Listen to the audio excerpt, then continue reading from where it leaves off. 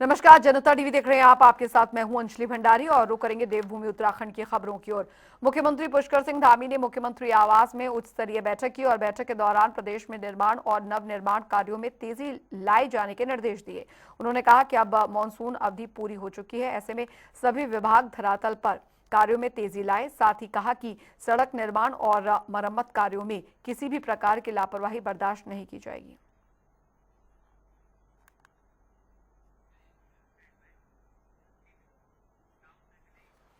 उधर देहरादून में मुख्यमंत्री पुष्कर सिंह धामी ने एबीवीपी के विजयी प्रत्याशियों से मुख्यमंत्री आवास पर मुलाकात की और इस दौरान सीएम धामी ने सभी विजयी प्रत्याशियों को शुभकामनाएं देते हुए कहा कि युवा ही देश और राज्य की प्रगति की असली शक्ति है। वहीं विजयी प्रत्याशियों ने मुख्यमंत्री को अपनी आगामी योजनाओं और छात्र हितों से जुड़े कार्यों की जानकारी दी।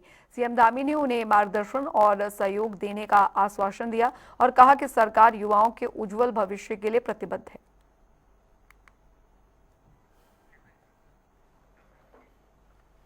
खबरों में आगे बढ़ेंगे। उधर आपको बता दें, यूके एसएसएससी मामले में अब सीबीआई जांच करेगी। बता दें आपको कि वहीं सीएम धामी के सीबीआई जांच को मंजूरी देने के फैसले पर दर्जाधारी राज्य मंत्री ज्योति प्रसाद गरोला का बयान सामने आया है। उन्होंने कहा कि मुख्यमंत्री धामी ने युवाओं की भावनाओं को समझते हुए धरना स्थल तक पहुंचकर उनकी मांग को स्वीकार किया, जो उनकी संवेदनशीलता और दूरदर्शिता का परिचायक है। उन्होंने कहा कि बीते 4 वर्षों में सीएम धामी ने 25,000 से भी अधिक युवाओं को रोजगार देकर नई दिशा दी है और हमेशा युवाओं के सपनों को उड़ान देने का कार्य किया। देखिए, आज भारतीय जनता पार्टी प्रदेश कार्यालय में युवा मोर्चा के कार्यकर्ताओं के द्वारा एक लगभग 8 दिनों से बेरोजगार संघ के द्वारा प्रदेश में युवाओं की के द्वारा एक विषय को लेकर सीबीआई मांग की डिमांड हो रही थी। आज उसमें हम आज मुख्यमंत्री जी का आभार व्यक्त करने के लिए यहाँ पर युवा मोर्चा के कार्यकर्ता यहाँ पर एकत्रित हुए और सभी ने समवेत स्वर में माननीय मुख्यमंत्री जी का आभार व्यक्त किया कि माननीय मुख्यमंत्री जी ने लगभग 4 वर्षों में जो उत्तराखंड की रोजगार यात्रा को लेकर अनेकों बड़े फैसले किए और प्रदेश के अंदर लगभग 4 सालों में 25,000 रोजगारों देने का काम किया, युवाओं के हौसलों को, युवाओं के सपनों को नई उड़ान देने का काम किया। उसी नाते एक परीक्षा में थोड़ा सा संशय भ्रम की स्थिति खड़ी होने पर उधर बीते दिनों कांग्रेस की ओर से यूके एसएससी परीक्षा मामले में सीबीआई जांच की मांग को लेकर आगामी 3 अक्टूबर को मुख्यमंत्री आवास कूच करने की बात की गई थी, लेकिन अब मामले में सीएम धामी के निर्देश के बाद सीबीआई जांच की जाएगी। अब इसको लेकर बीजेपी के प्रदेश प्रवक्ता कमलेश रमन ने कांग्रेस पर तंज कसा। उन्होंने कहा कि कांग्रेस युवाओं के आंदोलन में सम्मिलित होकर अपनी राजनीति चमकाने का कार्य कर रही थी। साथ ही उन्होंने क्या कुछ कहा, वो सुनिए।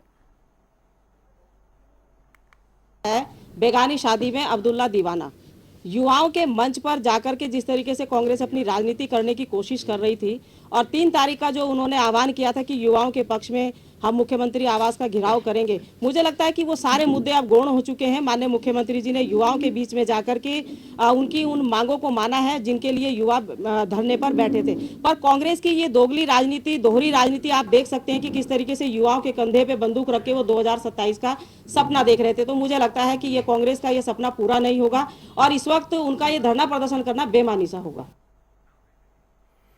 वहीं इस मामले में बीजेपी प्रदेश प्रवक्ता हनी पाठक का बयान भी सामने आया है। उन्होंने कहा कि कांग्रेस एक बहरूपिया पार्टी है। समय समय पर उनके नेता इस प्रकार की टिप्पणियां जनता को भ्रम में लाने के लिए करती रहती हैं। हनी पाठक ने कहा कि मुख्यमंत्री धामी प्रारंभ से ही युवाओं के हित के लिए कार्य करते आए हैं और जब इस समय त्योहारों का मौसम नजदीक है तो फिर मुख्यमंत्री धामी के मन में यह विचार आया कि त्योहारों के समय में घर से दूर होकर युवा इस प्रकार का आंदोलन करें, यह उचित नहीं है। मुख्यमंत्री ने उनकी भावनाओं को समझा है। इससे बड़ा बहरूपिया न कोई, पल पल रचता स्वांग निराले। इनके पास कार्यकर्ता है कितने? कांग्रेस आके बताए ना कि उनके पास कार्यकर्ता है कितने? कार्यकर्ता तो इनके पास बचे ही नहीं, क्योंकि कार्यकर्ता इनकी ही हरकतों के कारण इनसे उब के हमारी भारतीय जनता पार्टी का दामन थामे हैं। इनके पास अब सिर्फ नेता बचे हैं जिसके बल पर ये इस तरीके के ऊट पटांग बयान देते हैं। हमारे युवा मुख्यमंत्री हैं और युवाओं की बातों को जो उनको समझ में आया, जो उन्होंने देखा कि आगामी समय में अभी हमारा सबसे बड़ा हिंदुओं का पर्व दिवाली आने वाला है और दिवाली के त्योहार के समय हमारे अगर युवा, उनके बच्चे इस तरह सड़कों पर बैठे रहेंगे, तो उन्होंने उनका दर्द समझा और दर्द को समझते हुए वो वहां जाकर, युवा मुख्यमंत्री होते हैं, युवाओं के बीच में जाकर उनकी बात को सुनते हैं। तो इसमें अपने ऊपर क्रेडिट लेना, अपनी तरीके की बात करना, ये एकदम बेवकूफाना हरकत है कांग्रेस की। और इस तरीके की हरकतें कर कर, इस तरीके की बातें कर कर जो जनता को उन्होंने बहलाया और फुसलाया था, उसको जनता ने अच्छे से समझ लिया है। इसीलिए उन्हें बाहर का रास्ता दिखाया और सत्ता से बाहर रह के जो फ्रस्ट्रेशन उनके अंदर आई है, उसमें ये इस तरीके की बेबुनियादी बातें बोलते हमेशा से नजर आ रहे हैं। वहीं अब आपको बता दें कि बीजेपी नेताओं में श्रेय लेने की होड़ मच गई है। सांसद त्रिवेंद्र सिंह रावत, नरेश बंसल, विधायक उमेश शर्मा काऊ और प्रदेश अध्यक्ष महेंद्र भट्ट ने सोशल मीडिया पर पोस्ट कर दावा किया कि सीएम का ये फैसला उनकी बातचीत के बाद लिया गया है।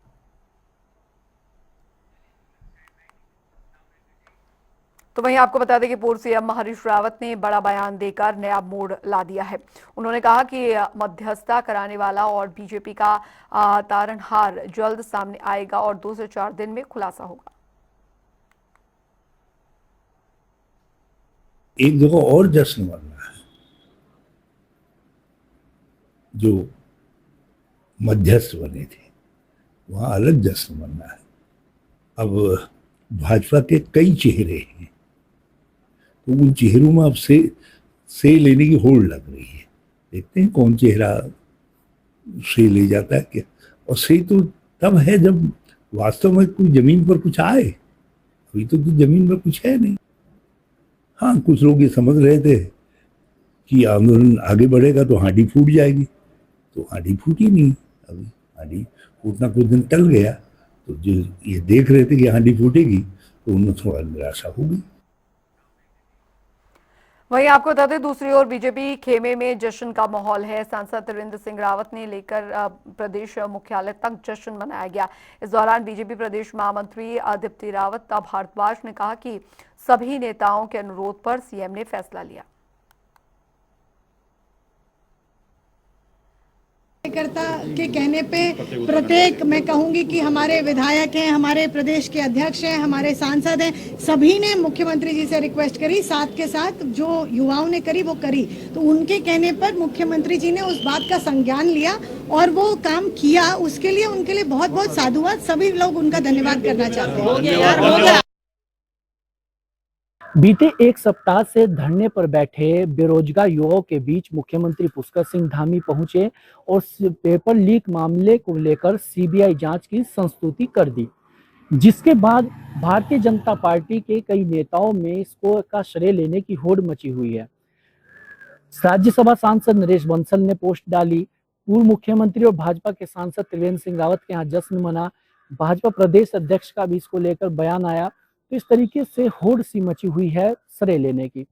तो वहीं भारतीय जनता पार्टी के अलग खेमों में जश्न भी देखने को मिला, जिसमें पूर्व मुख्यमंत्री त्रिवेंद्र सिंह रावत के यहाँ पर अलग जश्न मना और भारतीय जनता पार्टी के प्रदेश मुख्यालय में अलग से जश्न मना। लेकिन इन सब के बीच ये देखा गया कि इनमें कोई भी पार्टी का बड़ा नेता शामिल नहीं हुआ, चाहे वो प्रदेश अध्यक्ष हो या फिर सांसद हो या फिर विधायक हो या फिर मुख्यमंत्री पुष्कर सिंह धामी स्वयं हो। तो वहीं इन सब के बीच भारतीय जनता पार्टी की जो तमाम गतिविधियां हो रही हैं, जो तमाम चर्चाएं चल रही हैं, इन सब के बीच पूर्व मुख्यमंत्री हरीश रावत ने इस मामले में एक नया ट्विस्ट जो है लाकर खड़ा कर दिया, एक नया सस्पेंस क्रिएट उन्होंने कर दिया। हरीश रावत ने कहा कि इन सब के बीच एक और ऐसा व्यक्ति है जिसने के यहाँ जश्न मन रहा है, जिसने इस पूरे मामले की मध्यस्थता कराई और जो भाजपा का तारणहार है। अब उनका इशारा पूर्व बेरोजगार संघ के जो पूर्व अध्यक्ष हैं बॉबी पवार, उनकी तरफ है या फिर निर्दलीय विधायक उमेश कुमार की तरफ है, यह तो हरीश रावत ही जानते हैं। हालांकि हरीश रावत ने यह भी कहा कि जो जिसने मध्यस्थता कराई है 2-4 दिनों में, आने वाले समय में उसका भी खुलासा हो जाएगा। ऐसे में अब ये तमाम चीजें देखने वाली होंगी कि आगे आगे इस मामले में क्या कुछ ट्विस्ट आते हैं और आगे आगे क्या कुछ और खुलासे, क्या कुछ और चर्चाएं इस मामले में आगे वाले समय में देखने को मिलती है। यह देखना काफी दिलचस्प होगा। अपने सहयोगी रोहित के साथ मैं अरुण सैनी, जनता टीवी, देहरादून। और रुक करेंगे, इस बीच आ रही है एक बड़ी खबर की और बड़ी जानकारी आ रही है, उसका रुख यहां पर कर लेते हैं। रुड़की से आ रही है, जहां पर भगवानपुर में पनीर फैक्ट्री पर छापा मारा गया है। खाद्य सुरक्षा विभाग और पुलिस की संयुक्त कार्रवाई, घर पर चल रही पनीर बनाने की इकाई पकड़ी गई है। पनीर और दूध के नमूने जांच के लिए भेजे गए हैं। मिलावट की आशंका के चलते छापेमारी की गई, इलाके में हड़कंप मच गया। विभागीय कार्रवाई जारी है। ये इस वक्त की बड़ी खबर। त्योहारी सीजन में मिलावटखोरों का जो गोरख धंधा है वो काफी ज्यादा फलता फूलता है और खाद्य विभाग ने इसी के चलते ये छापेमार कार्रवाई की है। रुड़की से इस वक्त की बड़ी खबर। भगवानपुर में पनीर फैक्ट्री में खाद्य विभाग ने छापेमारी की है। ये इस वक्त की बड़ी खबर। रुड़की से घर पर चल रही पनीर बनाने की इकाई पकड़ी गई है। ये बड़ी खबर आ रही है। पनीर और दूध के नमूने जांच के लिए भेजे गए हैं। मिलावट की आशंका के चलते ये कार्रवाई की गई। इलाके में हड़कंप मच गया। खाद्य विभाग की इस कार्रवाई के बाद रुड़की से इस वक्त की बड़ी खबर आपको बता रहे हैं। भगवानपुर में पनीर फैक्ट्री पर छापेमार कार्रवाई की गई है। सैंपल्स लेके जांच के लिए भेज दिए गए हैं। खाद्य विभाग टीम ने छापेमार कार्रवाई की है। इस वक्त की बड़ी खबर रुड़की से आ रही है। पनीर और दूध के नमूने जांच के लिए भेज दिए गए हैं।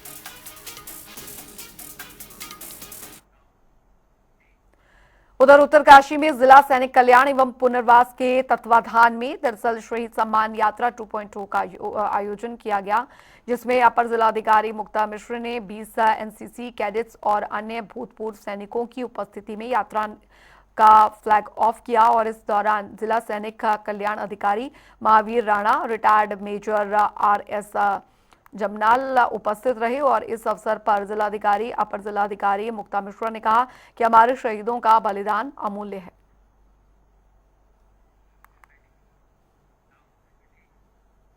उधर नवरात्रों की आस्था चरम पर है और उत्तरकाशी में जिला मुख्यालय से 3 किलोमीटर दूर स्थित सिद्धपीठ मां राजराजेश्वरी कुटिटी देवी मंदिर और आदि श्री कुटिटी देवी पौराणिक सिद्धपीठ मंदिर इन दिनों श्रद्धालुओं का मुख्य केंद्र बने हुए हैं। मान्यता यह है कि यहाँ पर पूजा अर्चना करने से संतानहीन दंपत्ति को संतान सुख प्राप्त होता है और भक्तों के कष्ट दूर हो जाते हैं।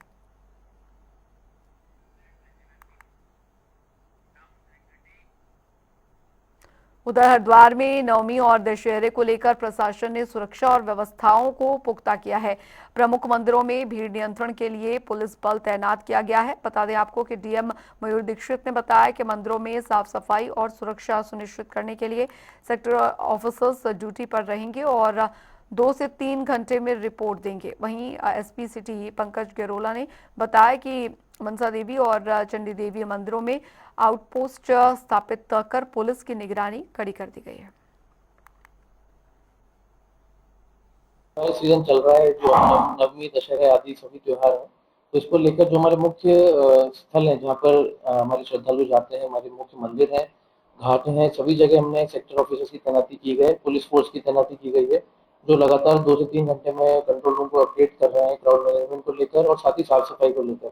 साथ ही कोई भी ऐसी घटना ना हो, ऐसी कोई अवांछित घटना ना हो जिससे श्रद्धालुओं को कोई बुरा एक्सपीरियंस हो, तो उसको देखकर भी हम लोगों ने ब्रीफिंग करी है सभी एसडीएम्स की भी। केवल मुख्यालय में हरिद्वार में नहीं, अभी तो रुड़की आदि क्षेत्रों में भी जितने भी मंदिर हैं वहाँ अच्छी साफ सफाई रहे और श्रद्धालुओं को आवागमन में कोई ट्रैफिक कंजेशन आदि की दिक्कत का सामना न करना पड़े, इसके लिए भी डायरेक्शन दिए गए। दोनों जो मंदिर है हमारे मेन, जो मंथा देवी और चंडी देवी, इनमें आउटपोस्ट खोल दी गई है, जहाँ पे 5 उसका पुलिस वहाँ पर रहती है, 1 सब इंस्पेक्टर देने के मैं उनके पुलिस को अपना मुक्त होता हूँ। सर साउथ के लिए जो क्राउड मैनेजमेंट की जो हमारी योजना है वो बनाई गई है, उसको सभी को बता दिया गया, कल उसको हम पालन करेंगे। मंथा देवी से भीड़ बढ़ने से जिस तरीके से भी प्रबंध किए जाते हैं उसकी पूरी व्यवस्था की जाए।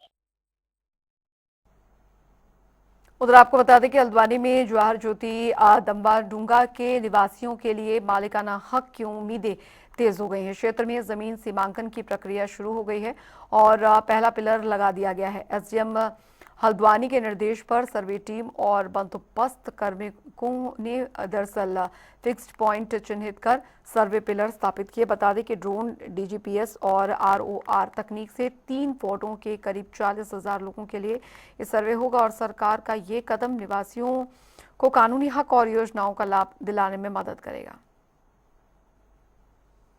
ये मैं समझता हूँ लगभग 35 से 40 हज़ार की आबादी का क्षेत्र है दमोह-डुंगा क्षेत्र, और बरसों से उनकी एक डिमांड थी इसको मालिकाना हक दिलाने की।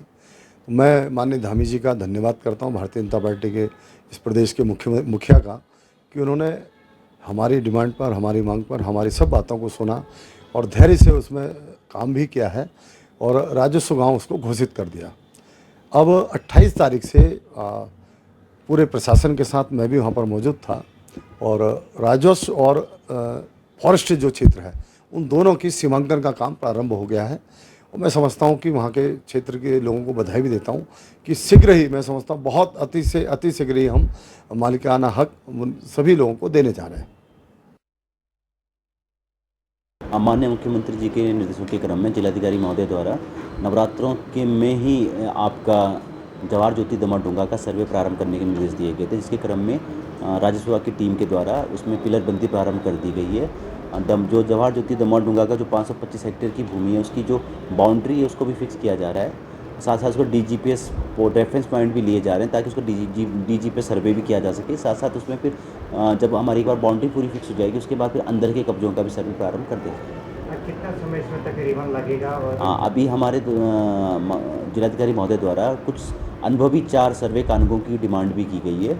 जैसे हमारे 4 सर्वे कानून अगर उपलब्ध हो जाते हैं तो संभवतः इसमें 4 से 5-6 महीने में सभी कब्जों का सर्वे पूर्ण किया जाएगा। उधर आपको बता दें हरिद्वार कनहल में 2 पक्षों में भिड़ंत हुई है। वीडियो दरअसल वायरल हुआ है। बड़ी खबर आपको बता दें, वाल्मीकि बस्ती में लाठी डंडों, बेल्ट और ईंटों से जमकर मारपीट हुई। विवाद की वजह दरअसल इंडिया पाकिस्तान मैच बताया जा रहा है। सोशल मीडिया पर वायरल वीडियो से इलाके में तनाव है। अब तक किसी पक्ष ने पुलिस को तहरीर नहीं दी है। जानकारी आपको यहां पर दे दें, शिकायत मिलने पर पुलिस कार्रवाई करेगी। प्रशासन के लिए बड़ा बवाल रोकना चुनौती रहेगा यहां पर। ये इस वक्त की बड़ी खबर आपको बता रहे हैं। बड़ी जानकारी, कनखल में 2 पक्षों में भिड़ंत का वीडियो दरअसल वायरल हो रहा है। ये इस वक्त की बड़ी खबर आपको बता दें। बड़ी जानकारी हरिद्वार से आ रही है। विवाद की वजह इंडिया पाकिस्तान मैच बताई जा रही है। सोशल मीडिया पर वायरल वीडियो से इलाके में काफी तनाव का माहौल बना हुआ है। अब तक किसी पक्ष ने पुलिस को तहरीर नहीं दी है। शिकायत मिलने पर पुलिस कार्रवाई करेगी। इस वक्त की बड़ी खबर, प्रशासन के लिए बड़ा बवाल रोकना एक बहुत बड़ी चुनौती यहां पर बना हुआ है। कनखल में 2 पक्षों में भिड़ंत का वीडियो वायरल हुआ है। वाल्मीकि बस्ती में लाठी डंडों, बेल्ट और ईंटों से जमकर मारपीट हुई है। विवाद की वजह इंडिया पाकिस्तान मैच बताया जा रहा है। इस वक्त की बड़ी खबर, सोशल मीडिया पर ये वीडियो वायरल होने के बाद तनाव का माहौल बना हुआ है। अब तक किसी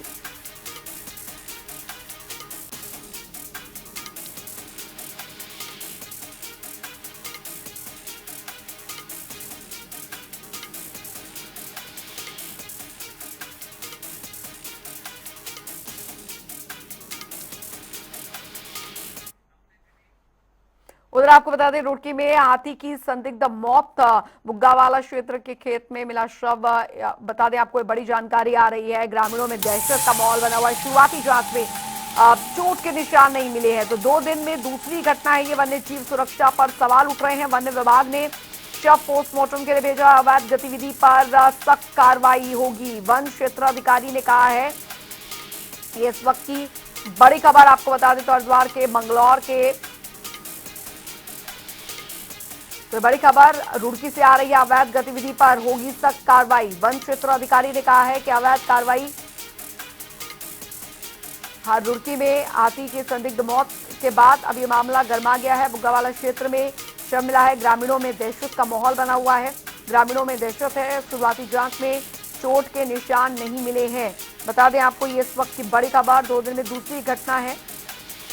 वन विभाग ने शव पोस्टमार्टम के लिए भेज दिया है। ये इस वक्त की बड़ी खबर, अवैध गतिविधि पर होगी सख्त कार्रवाई, वन क्षेत्राधिकारी ने इस बात का जिक्र किया है। रुड़की में हाथी के संदिग्ध मौत का यह मामला सामने आया है। बुग्गावाला क्षेत्र के खेत में ये शव मिला है।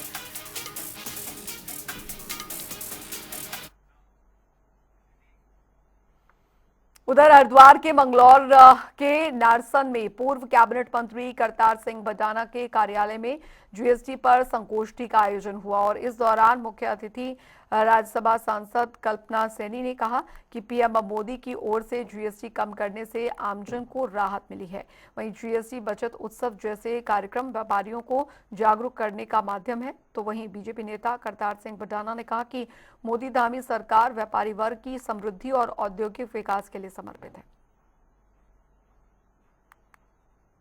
कि जीएसटी बढ़ने का विरोध तो होता है और कुछ लोग जो है जीएसटी घटने का विरोध कर रहे हैं। क्यों कर रहे हैं आप बता सकते हैं? बुद्धिजीवी है,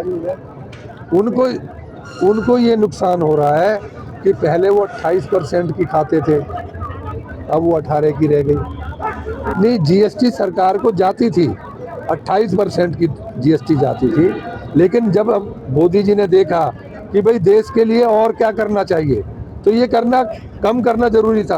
और अगर ये और ठीक से इसका कंट्रोल हो जाएगा तो वो और कम करेंगे। देश की जनता को कितना लाभ हुआ है? बहुत। मैं तो बहुत अच्छे से देखती हूँ, सामने की सभा बता रही है कि हाँ कितना उत्साह मेरे मंगलौर विधानसभा के भाइयों और बहनों में है।